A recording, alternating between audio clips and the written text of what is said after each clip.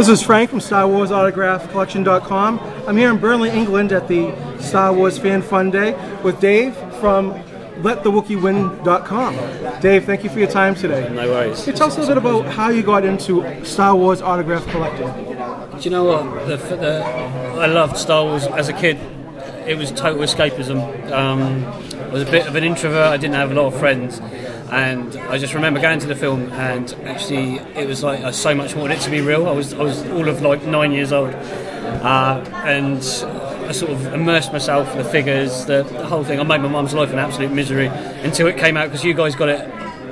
In the old days, it was like 3 months before we did. Yep. And I think I knew the whole thing from line by line by the time it came out. So I dragged it to see it. Got me through a lot of stuff when I was a kid.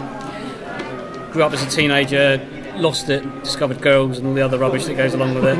And then a friend said to me one day, come to it was a show, it was like a jumble sale or something, and he said there's a guy from Star Wars who's going to be there. And I was like, God, you know, really? And I went along, and it was Garrick Haggin, who's been here today, obviously. And it wasn't Garrick Haggin. It wasn't big, because it was this guy who was like, he'd lost his hair, and he had a slightly Irish accent, and all I could think of, where the hell's your suit and your helmet, sort of thing, you know, like. And I sort of like, he sort of said it was not what you were expecting, and I said, well, you know, you've got to remember, I haven't had any input into it. And I sat down for about half an hour with the guy, and I was hooked. I was just hooked. He told me stories and, you know, just about stuff on set, and ever since then I've just been hooked. And I take every opportunity now to meet these guys, because they give you the real Star Wars, you know, like, the way it is. That's right. So Garrick, he was your first autograph. Now, how long ago was that you had that first? So it got to be 12 years ago. 12 years. Now, over the last 12 years, how many, if you had to guess, or if you know, actually, how many autographs do you have from Star Wars?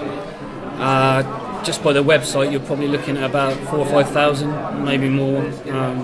Obviously, not every individual. There are multiple pieces and things, but it's just an ongoing thing. It's like a labour of love. Of course. Obviously, well, yourself, you're here. You've come halfway around the world to meet some actors, like, you know what I'm saying. Oh, absolutely. Yes. It's addictive, if not it really is. Not tiring. Now you go and you seek out those people who don't normally sign. How did you get to that level where you'll find those people who don't? Do you know the greatest thing for me is to actually, like, I love hearing the inside stories, the things that happened on set. It brings you a little bit closer, and a lot of these guys, they'll remember they're the nicest people, especially the English guys, because they all worked for Central Casting, which obviously, as you know, they provided all the extras, or whatever they want to call them, supporting artists for Star Wars. And basically all these guys, they know each other, and they will give you names, and a lot of the time it's just, I haven't seen them in 30 years, but they were in Star Wars, and then that's where the fun begins. You then obviously try the obvious things, the internet searches and stuff, but a lot of it really at the end of the day comes down to hard work, word of mouth, even gene tracing sites. Really? Seriously, it depends how far into the wormhole you want to go, you know what I mean? And to be honest with you, you meet all sorts. You meet nice ones, you meet bad ones, you meet ones that are completely off the wall. But the one thing is, they were all in Star Wars, whether you like it or not. You know, that's the thing. I know what you're talking about there. Aren't you? Now, thousands, 4,000, 5,000 autographs. So Garrick Haggin was your first, so obviously that's going to have a special meaning for you. But do you have pieces that just, even amongst all these that you have, that stand out more than others? I do. Like finding some of the guys that were actually sadly never signed a Star Wars piece because they died before it became. There's quite a few. Like one of the ones I love was a guy called Alfie Curtis. He did sign a very few.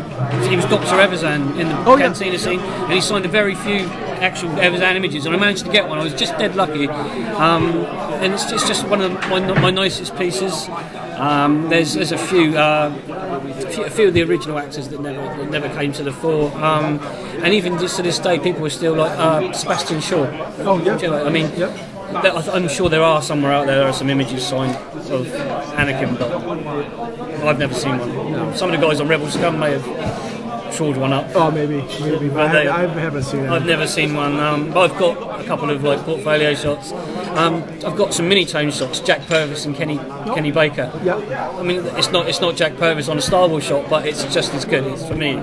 Oh, yeah. And I know how much hard work I had to get in to find them. And again, it's trawling around bookshops, websites. Anyone who had an interest in like theatre back in those days, because they'd done a stage act, they're the people you have to find. I'd say, and then you got the modern day guys who took the candid shots they shouldn't have taken. Now those shots are worth it. You know, to me personally, Brian Wheeler, done some Jawa shots with him and Andy Hurd with the hoods down. Absolutely amazing, you know. Yeah. Taken against a brick wall outside the studio, you know. And those sort of things, because you know the personal stories behind them. Those are the photos to me that actually mean something, you know. Yeah, well, anyway, that's How much time do you get to devote to the collection of autographs? I tend to donate more than I should, bearing in mind I've got 2 teenage daughters who have they're bewildered by the whole thing. You know what I mean? They just think their dad's some sort of a geek. But I've got to the stage now where I sort of like I do rely a hell of a lot on other people like yourselves, other collectors, to help me out, and I always like to think I can help other people out. It's one of those things. It's the fun. If the fun goes out of it, I wouldn't do it. You know, I like meeting guys like you, and some of the actors. I mean, like you get onto like a personal level where you don't see them as actors anymore, sort of thing. Right. And they're the ones that help you. They'll phone you up and say, "Oh, go and look on Facebook. This guy's claiming he was like the 5th stormtrooper on the left," sort of thing. 9 out of 10 times they're frauds, but they're nice enough to tell you. So the more people you know, the more help you get, which I like. I know you know, kind of like last night we're at the hotel, and before you know it, we're getting a ride to the dinner with John Carpenter. Nice and people. so that was, you know, it was. They're fundamentally nice, easygoing people who do care. They actually care about the people who. I mean, you know, the people they're fan worshipped, whether they like it or not. You know, and I think some of them it came a bit different to than others. Some of them quite enjoy it, and some of them were thrown into it. But they all appreciate that you're there for them. You know? Now, your website, LetTheWookieWin.com. Yeah. How did that come to be? I have reams upon reams of autographs, books, and like everyone sort of said, you need. What's the point if you're not going to display them, let other people enjoy them? Which is what it is. The amount of enjoyment I get out of them. So I wanted to put it on there, and also I like the blog thing as well because I quite like. I mean, I went and met Brian Johnson yesterday, the SFX guy. What a nice guy! And so I'll do a piece from that, and it shares it with everyone. You know, I like the thought that they can think, oh, that's Brian Johnson. This is what he did. You know, it's giving something back. You know, I like it. That's great. Now, this weekend was May the 4th, International Star Wars Day. What does that mean to you as such a big fan of the films and of Star Wars? It's just one of those. It's just the biggest coincidence in the whole world with that day. But it's quite funny because everybody sort of knows, oh, it's Dave, he's a Star Wars geek, and it's like your phone goes into meltdown and everybody's like, oh, you must love May the 4th, and it's like it's another day. But I do like the fact that people think of you on that day. It's almost like, you know, like Dave's synonymous with May the 4th. I'm not really, but you know, if people want to say it, I just laugh. It's all good. My Facebook was lit up with. I need to get these guys back to the airport. Sorry, I'm interrupting. Oh no, it's quite all right. I'll see you soon. It was really good to meet you. Good to meet you, Neil. Thank you. And I'll see. Do you know? No, you have to postcode.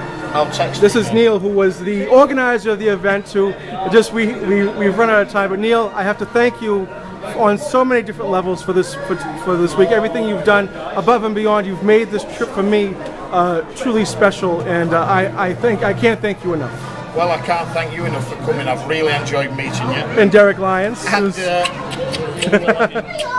I'm sorry we didn't get a lot of time to talk, but as you've seen, it's been a really, really busy day. I hope you've enjoyed it, and I hope we'll see you again soon. Well, I'll see you at Celebration. You certainly will. See you there. Thank you, Neil. Thank you. Frank, it's been really nice meeting you. And, nice to meet you, Derek. Really good to see you. And well, next time we'll see each other, hopefully again. We'll see you again. Yeah, thank you so much. Take care.